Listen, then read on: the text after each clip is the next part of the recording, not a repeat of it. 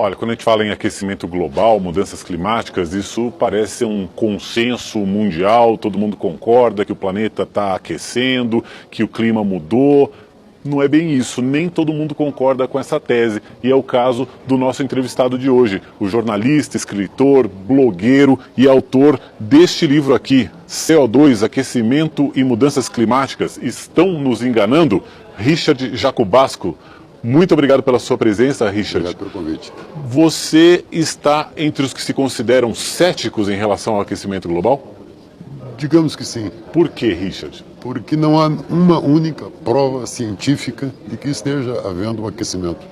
Mas nós temos eu lembro as primeiras palestras lá do Al Gore, na época que ele era vice-presidente dos Estados Unidos, falando sobre as emissões de CO2, de gás carbônico, a relação entre o aquecimento do planeta e o crescimento de emissões na era pós-industrial.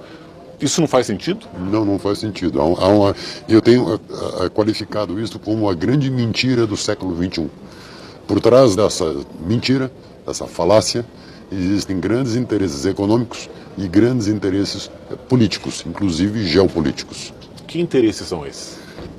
Primeiro, de questão econômica. A quem beneficia o possível aquecimento? É como político, ele cria dificuldade para vender facilidade. Né? Então apresenta-se o problema, o aquecimento. Primeiro que não existe o aquecimento. A temperatura média global, que é uma ficção, subiu 1 grau desde que se iniciou o período industrial no século XVIII. Mas esse 1 grau já não altera completamente não, diversos porque ecossistemas? Não há convenção à média. E média é média. Média é média. Né? Isso quer dizer que tem lugar que subiu até mais de 1 grau. Tem lugar que subiu e tem lugar que baixou muito mais. A Antártica, por exemplo, ela aumentou em gelo o equivalente ao estado de Minas Gerais, em área de gelo. Mas em compensação, no Ártico existe um degelo Mas isso já forte. aconteceu há milênios e milhares de anos atrás. Né? A história do clima, a história do planeta vai há milhões e milhões de anos. Ela nos compõe essa história em 2 ou 3 semanas, ou 2 séculos. Isso é nada para o tempo de Deus, para o tempo da natureza, para o tempo do planeta. Então, o aquecimento global teria sido uma invenção, uma criação? Sim, para a dificuldade é o aquecimento, a facilidade, a solução que dão para nós é nos vender energia eólica, energia solar, que é muito mais cara que a hidrelétrica que nós no Brasil usamos. O que a gente tem que entender é que no hemisfério norte a diferença de objetivos e interesses é diferente da nossa no hemisfério sul, abaixo do Equador. Nosso problema aqui é a produção de alimentos. O problema do hemisfério norte, Europa e Estados Unidos especialmente, é a energia elétrica. Sem isso, ninguém no planeta vive, pelo menos nos moldes que a gente conhece, contemporâneos, modernos. Não tem televisão, não tem elevador, não tem avião, não tem nada, tudo depende da energia elétrica. Né? Só que eles lá não têm rios, como nós temos aqui no hemisfério sul, especialmente Brasil, para gerar energia elétrica barata. Eles são obrigados no hemisfério norte a gerar energia elétrica por termoelétricas, coisa que nós já temos aqui no Brasil. E conseguem suprir isso com energia nuclear, que é outro dos financiadores dessa que eu coloco como uma grande mentira do século XXI, que está detalhado no livro. Seria uma campanha contra o petróleo? Indiretamente contra o petróleo, mas o petróleo não está nem aí com isso. Pelo contrário, a era do petróleo pode acabar por causa do xisto. Que se descobriu nos Estados Unidos, que o Brasil tem grandes fontes de petróleo e a China também tem, e também na África tem xisto. Né? Renata tem uma pergunta. Richard, a minha dúvida é a seguinte: você defende a tese de que não existe aquecimento global, mas esse ano, por exemplo, a gente teve estações do ano um tanto desajustadas. Talvez o inverno foi um pouco mais quente do que o normal. O que está acontecendo, então? É a diferença de microclima, né, de grandes regiões, micro-regiões. Uma cidade como São Paulo, a gente tem que calcular que ela é inteiramente asfaltada, cheia de concreto, vidro, e milhares e milhares e milhares de automóveis. Quando você põe uma mão em cima de um capô de automóvel, ele está com calor, você não consegue sustentar a mão em cima do capô por mais de 10, 15 centímetros e nem por 5 segundos. Né? Mas você fica a meio metro de distância, porque o calor vai todo para cima. Então, esse volume de automóveis, mais concreto, mais asfalto, gera calor para cima. Mas não que isso vá se concentrar ou vá provocar um aquecimento global. É uma mudança climática de microclima restrita à grande São Paulo, né? E é fácil de aferir isso porque aqui no centro de São Paulo, ou dentro das marginais, comparado com a Cantareira, que fica a 12, 15 quilômetros de distância em linha reta, né, há uma diferença de 6, 7 graus, porque lá há vegetação. Né? A vegetação ela tem o que se chama de evapotranspiração, né? E isso provoca um equilíbrio do clima que a gente não tem em São Paulo. É essa, Richard, boa noite para você. Boa noite. É essa diferença que você diz de mudança climática local para mudança climática global, por exemplo?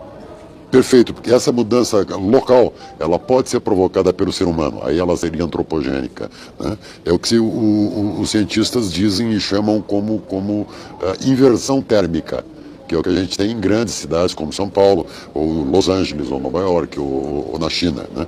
Mas isso é um problema local, ele não é um problema geral, né? Nós tivemos um dos invernos mais frios dos últimos anos aqui em São Paulo, este ano de 2016, né?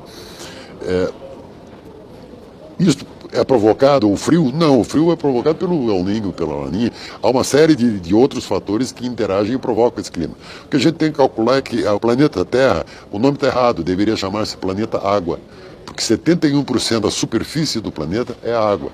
E as duas fontes que mudam ou interferem no fornecimento do calor é o Sol, que anda calmo nos últimos 20 anos.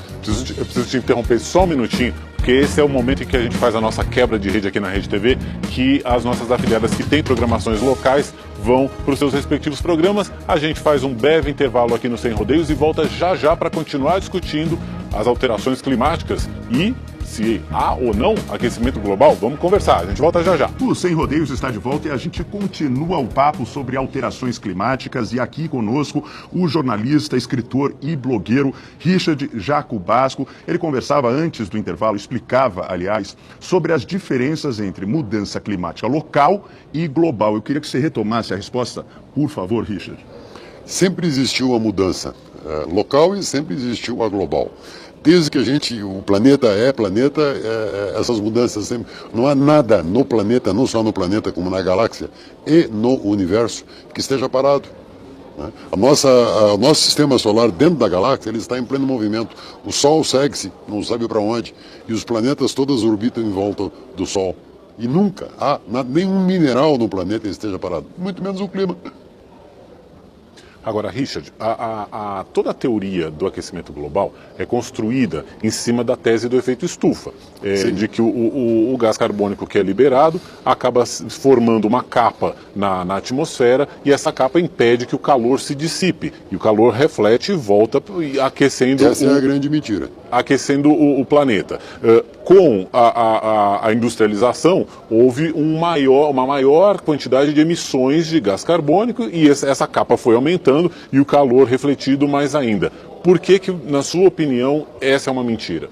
Não é só a minha opinião, tem pelo menos 2.000 cientistas que participaram do relatório de 2007 do IPCC e que pediram a retirada dos seus nomes. Ficou 400 e poucos cientistas apenas do número original que ratificou aquele relatório de 2007. Há ventos e esses ventos dissipam isto. Agora, CO2, minha gente, CO2 é o gás da vida. Sem CO2 não há fotossíntese. Sem fotossíntese, as plantas não crescem. Se não há planta, não há gado. Se não há planta nem gado, nós não temos o que comer. Mas não está provado que CO2 é o gás da vida. CO2 na atmosfera? Não, porque do que é composta a atmosfera?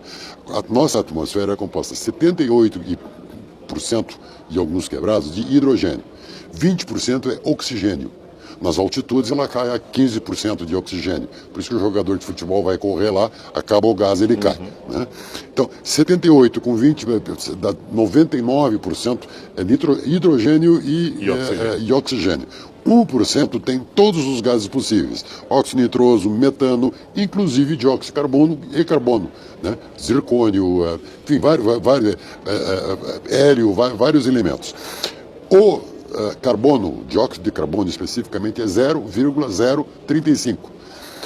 0,035 representa 350 partes por milhão. Né?